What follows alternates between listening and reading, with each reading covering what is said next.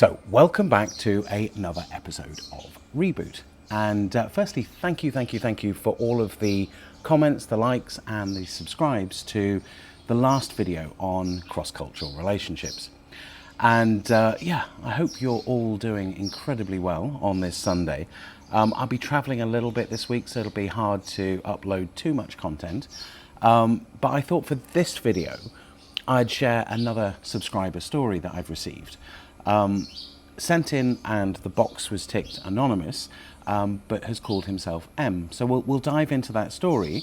But I would encourage you, if you do have a story to share or would like to share your lived experiences here in Cambodia, to upload your story at the website, and I'll read it out on one of these episodes so we can all learn from your experiences.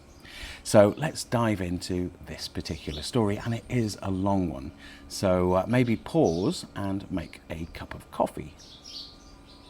Right, so hopefully you've also got a cup of coffee, and we'll read this this story. And I've got my laptop here, so in case you see me reading at the screen, it is a long letter, so maybe take a pause halfway through. So here we go. So it says, "Hi Ben, I've never really shared this before, but your channel gave me a bit of courage to finally say some things out loud. Things I've mostly just carried around in my head. I spent a little over 5 years living in Thailand. Bangkok was where I set up shop. I'd taken a job teaching at an international school, decent coin, good structure, and a life that on the surface seemed pretty well sorted. I'm originally from New Zealand, and back home the idea of packing up and moving to Thailand felt like something between an adventure and an escape. It wasn't just a change of location I was chasing, I think I wanted a full reset." Okay. There's a lot of rebooting and resetting going on in the world. "I first visited Thailand on holiday, and like heaps of people, was completely taken with it. The chaos, the food, the friendly faces, I was hooked. So 6 months later, I made the leap. Everything was shiny at first. Weekends away, late night markets, getting lost in the language, and learning to ride a scooter like I was born to it. It was a sensory overload in the best way.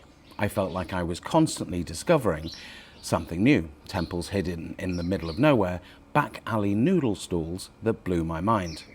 The little gestures of kindness that felt sincere. The first year or two were genuinely great. I made friends with other teachers. I took weekend trips to places like Kanchanaburi and Chiang Mai, and even dabbled in learning Thai. I was drinking in the novelty of it all. Back home, I'd started to feel boxed in, like I was ticking boxes but not really living. Thailand gave me a rush I didn't realize I was missing. But then slowly, the sheen started wearing off. The visa situation alone is enough to wear you down. Anyone who's done the rounds at Jang Watana knows the deal. 4-hour queues, no smiles, endless stamps, and a stack of documents you forgot one copy of. I've been there. This whole thing feels like you're on trial every single time. And God help you if there's a public holiday or you show up on the wrong day of the week. You quickly learn there's no logic, just bureaucracy. Even switching visa types meant new rules, new headaches, and a sense that the goalposts were constantly shifting. And then there's the pressure to look the part, to show you're a contributor, not a burden. That can wear thin. And it wasn't just the admin, it was the feeling of never quite belonging. You start noticing that no matter how polite you are, how long you stay, how much Thai you speak, you're always held at arm's length. At first you tell yourself it's cultural, but after 5 years it starts to feel personal. I'd be invited to events, sure, but I would always be the outsider. You never stop being the farang, and that's something that I felt also when I lived in Thailand. That word started to weigh on me more than I expected.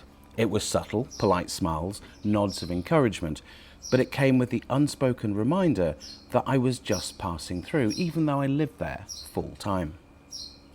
I tried to set up a side hustle, tutoring online, but Thailand makes that near impossible for foreigners without jumping through flaming hoops.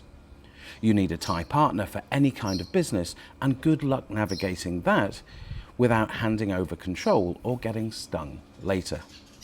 It became pretty clear quickly the system's not built for people like me to actually thrive long term. Even renting a motorbike sometimes felt like a mini interrogation. The layers of red tape, the two-tier systems, the constant suspicion, it gets under your skin. Right, take a quick break and enjoy a coffee, and then I'll come back in 1 second. Right, where were we? God, I'm being attacked by mosquitoes here. Okay, so socially, things shifted too. Friends came and went, some burnt out, others just disappeared back home, and the ones who stayed often ended up in circles that didn't feel quite right. A bit cliquey, a bit self-important, a bit too much expat drama for my liking. I started to withdraw from the bar scene, from social media, from the endless conversations about visas and bar girls and whether Thailand was better in the day. I started feeling like I was watching the same film on loop. What really did me in, though, was the relationship I fell into. I met a girl in Pattaya. Oh dear. At the time, I thought I had my head screwed on. I'd heard all the stories. I'd seen all the documentaries. I thought this was the kind of thing that only happened to older blokes, guys in their 60s, chasing a second chance. But I was in my 30s.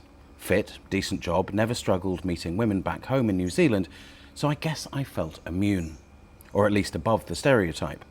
I'm not saying that to judge anyone else, just how I felt at the time, but that confidence probably made me feel more vulnerable in the end.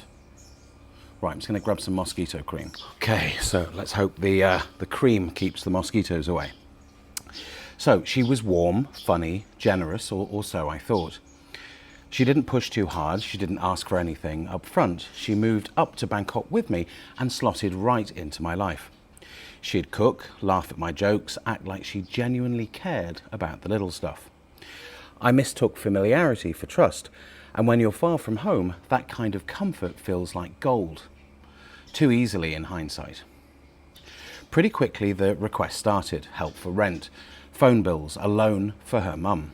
Then came her sister needing school fees, her brother's motorbike, you name it. And I paid because I thought it was love, or at least loyalty. But it wasn't just her, the whole family was in on it. God, that's terrible. I later learned that there'd been a long-running setup going with foreigners, and I was just the latest fool in the rotation. I felt like I'd been pulled into a web without realizing it. Even small things, birthday gifts, temple donations, buying lunch for her extended family, started to feel less and less like kind gestures and more like obligations. I'd built a life that looked good on paper, but every part of it was held together by duct tape. The more time I spent there, the more I started to notice the obsession with wealth, how deeply it ran in Thai culture. I remember on my birthday one year, I got a bunch of messages on Facebook from Thai acquaintances, but they didn't say happy birthday, they said be rich. That honestly sums it all up. It's not that people were unkind, but the mindset was hard to ignore. Money felt like the default language of value. Things turned sour fast. She became distant, cold, then manipulative. Gaslighting, emotional guilt trips, the works. And through it all, I was emptying my wallet and losing sleep. I started isolating, skipped work, couldn't eat, couldn't think straight. One night I stood on my condo balcony for what felt like an hour, just staring down, wondering how it all got so dark. I didn't recognize the version of myself that I had become. A mate from school pulled me back from the edge, quite literally.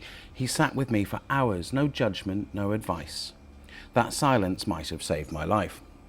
I took a couple of weeks off work and just sat with the mess that I'd made. That's when clarity kicked in.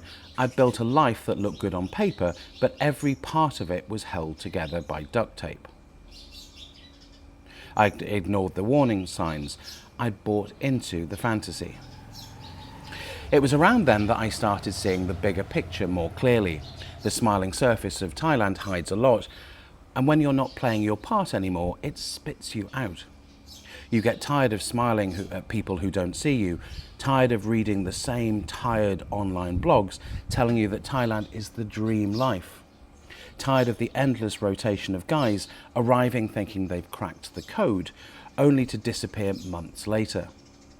The same talking heads on YouTube pushing live cheap, retire early in paradise. It's all nonsense. Most of them are just trying to keep the algorithm happy. They're not telling you what it feels like to slowly unravel, to be alone in a city of millions, to have your savings drained by someone who never really saw you as anything more than a temporary solution. I took a break and headed to Cambodia, just a week off to reset. But it was night and day. The moment I got off the plane, it felt easier, more relaxed. People looked at me in the eye, smiled because they meant it. I wasn't a walking ATM, I was just a guy. I rode a tuk-tuk, grabbed street food, had a laugh with a mechanic who fixed my rental without upselling me. No games, no performance, just life. I didn't feel like I had to pretend anymore, even when things went wrong. There was no edge, people just helped. Or they didn't. But there wasn't that simmering resentment you start to feel in Thailand when you've overstayed your welcome.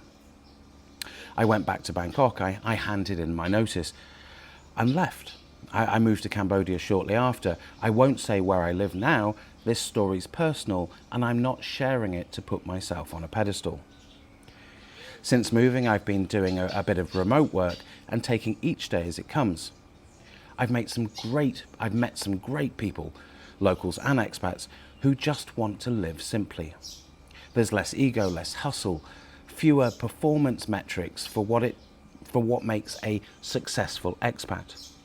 No one cares how many baht you've got or whether you've got a fancy visa. It's just real.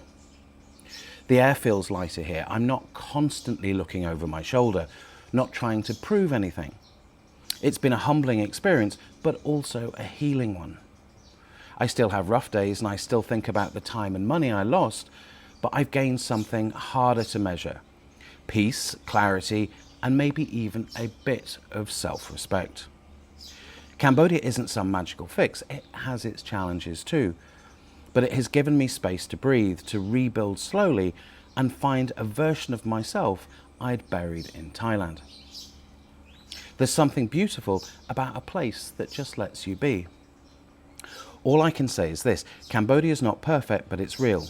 There's a peace here that I never found in Thailand. I've still got scars, still working through some stuff, but for the first time in a long time, I'm living on my own terms. I'm no longer chasing the dream, just living a quieter, more grounded version of it. I'm not writing this looking for sympathy or for a mug. You're welcome to have a mug.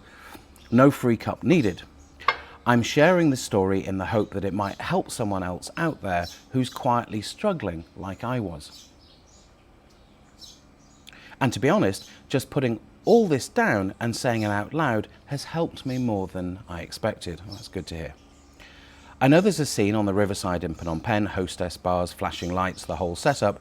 I don't know if it's quite the same as Thailand, but my advice is to stay clear. That kind of environment can pull you into things you're not in control of, and it can be hard to climb out. That said, things are looking up. I've started dating again, nothing rushed, nothing flashy. I just met someone who works at a local bank. Kind, grounded, and refreshingly normal. It's the early days, but for the first time in a while, I feel like I can trust again. Not everyone's chasing a fantasy. Some of us are just trying to rebuild quietly. That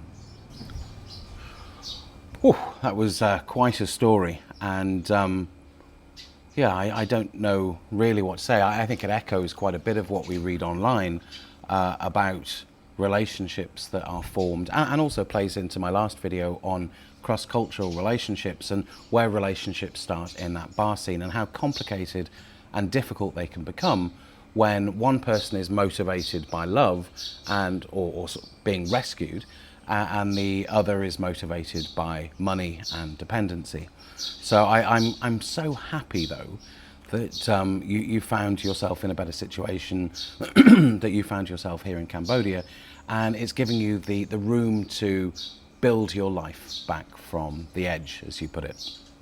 So as ever, yeah, if you have any thoughts or comments for M, please drop them in the comments box below. I think there's a number of life lessons for us all in that video.